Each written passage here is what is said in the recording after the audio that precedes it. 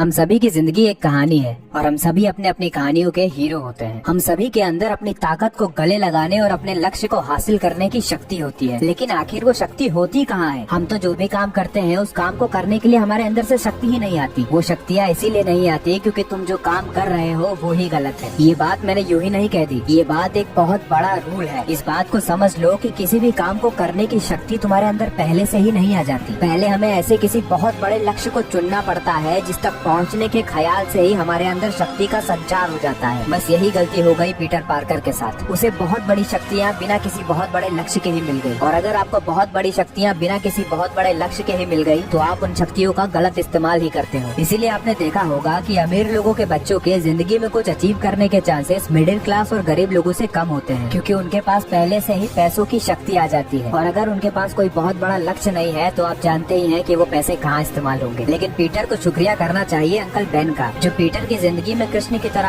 आगे उसे बता के चले गए कि अगर तुम्हारे पास बहुत बड़ी शक्तियाँ हैं तो ये तुम्हारी जिम्मेदारी है कि तुम उन शक्तियों का सही इस्तेमाल करो। और क्योंकि पीटर अंकल बेन से बहुत प्यार करता था, उसने इस बात को समझ लिया और इस बात पर अमल करने लगा। उसने स्पाइडरमैन का सूट पहन लिया और अपनी शक्तियों को सही जगह पर इस्तेमाल करने लगा। वो बस इस बात पर अपनी पूरी जिंदगी जीने लगा कि बड़ी शक्तियों के साथ बड़ी जिम्मेदारियाँ आती है। With great powers comes great responsibilities.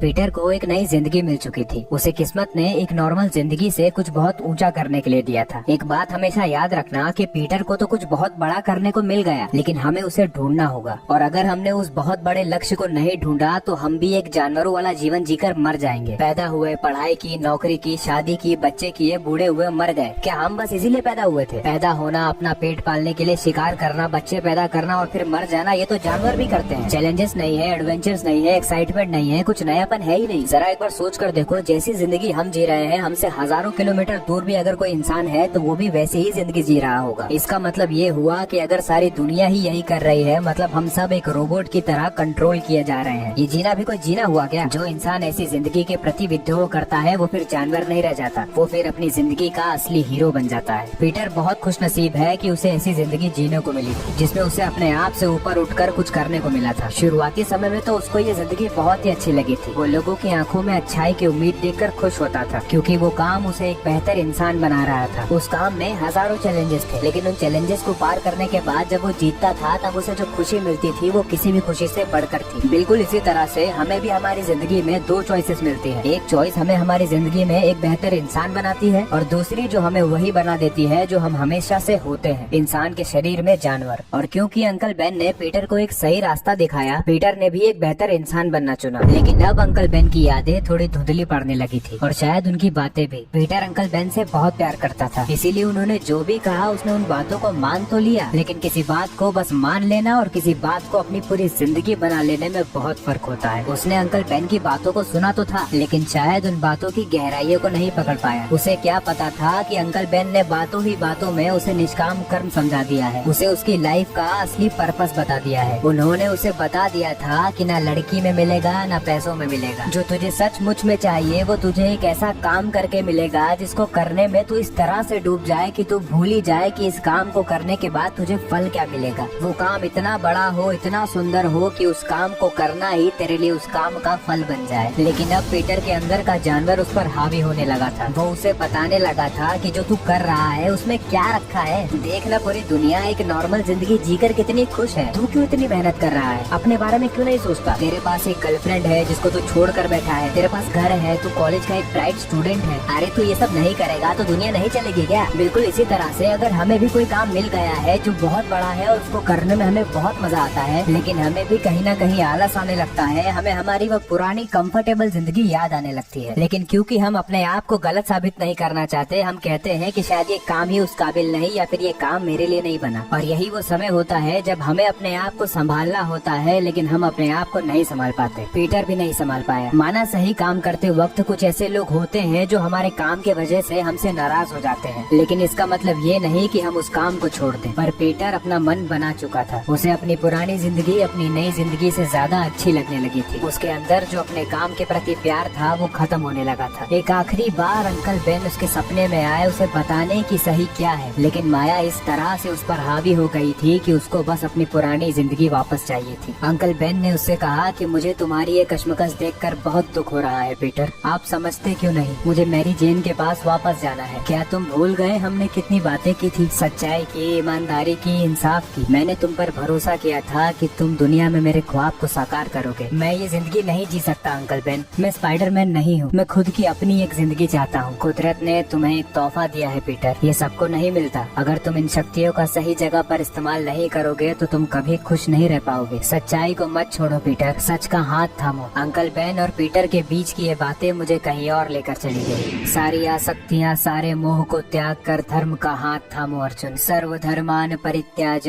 मामेकम शरणम व्रज। वहाँ तो अर्जुन ने कृष्ण का हाथ थाम लिया था, लेकिन पीटर ने ऐसा कुछ नहीं किया। वो बस ये कहकर चला गया कि मैं ये नहीं कर सकता, मुझे माफ कर दीजिए। याद करो मैंने शुरुआत में कहा था, किसी भी काम को करने का मोटिवेशन, उसे करने की शक्ति तुम्हारे अंदर तभी आती है जब वो काम इस लायक होता है। जब तुम एक बहुत बड़ा लक्ष्य बनाते हो तब उस लक्ष्य को पाने की शक्ति अपने आप अनलॉक होती है। पीटर की किस्मत बहुत अच्छी थी कि उसे वो शक्तियाँ पहले ही मिल गई, लेकिन इतनी भी अच्छी नहीं कि लक्ष्य के खत्म हो जाने के बाद भी वो बने रहे। वो शक्तियाँ उसे किसी वजह से मिली थी। जब वो वजह ही खत्म हो गई तो शक्तियाँ भी खत्म हो गई। जानवर जीत गया और इंसान हार गया। पीटर पार्कर बच गया और स्पाइडरमैन मर गया।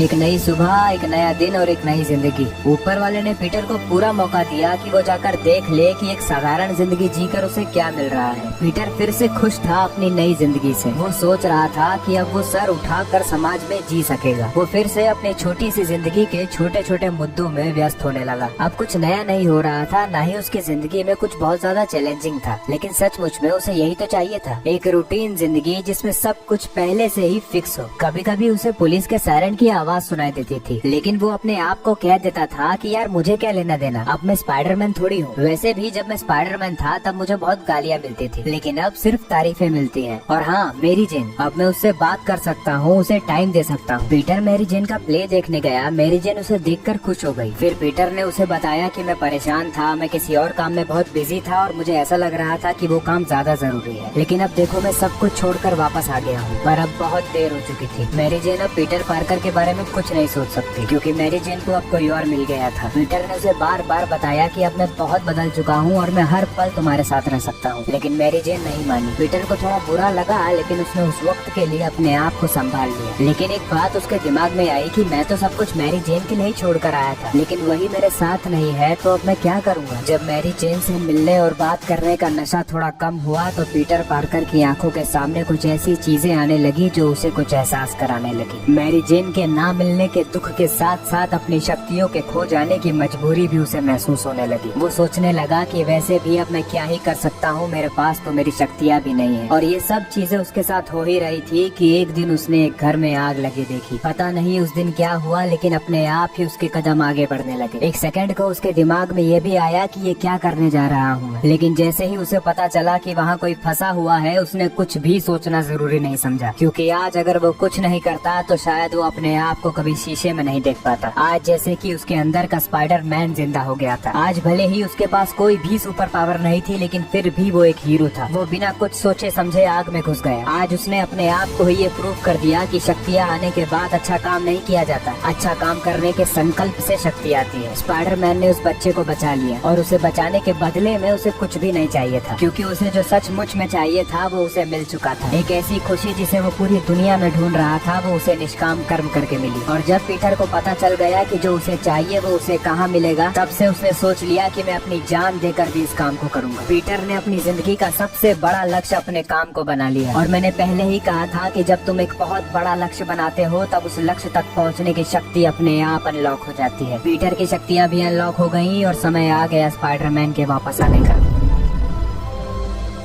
स्पाइडरमैन जिसकी जिंदगी बिल्कुल हमारी जैसी है। हर पल उतार चढ़ाव, हर पल कोई ना कोई चीज हम पर हावी होना चाहती है, लेकिन फर्क बस इस बात से पड़ता है कि तुम चुनते क्या हो, जानवर की जिंदगी या फिर एक हीरो की जिंदगी। अगर शक्तियों की बात करो तो वो तो हमारे पास भी है, बस हमें उसे अनलॉक करना आना चाहिए। और बिना जिंदगी में एक बहुत बड़ा लक्ष्य बनाए तो ये होने से रहा। बस एक बात याद रख लो कि तुम्हारा संकल्प ही तुम्हें शक्ति देगा। बड़ी शक्तियों के साथ बड़ी जिम्मेदारियाँ आती है, ये पीटर पार्कर को अंकल बेन ने सिखाया था। लेकिन जब पीटर पार्कर गिरकर फिर से खड़ा हुआ तब उसने मुझे एक बड़ा संकल्प बनाना सिखाया। छोटे काम के लिए बड़ी शक्तियाँ नहीं आती, ये बात हमेशा याद रखना कि बड़े संकल्प के साथ आती है बड़ी शक्ति।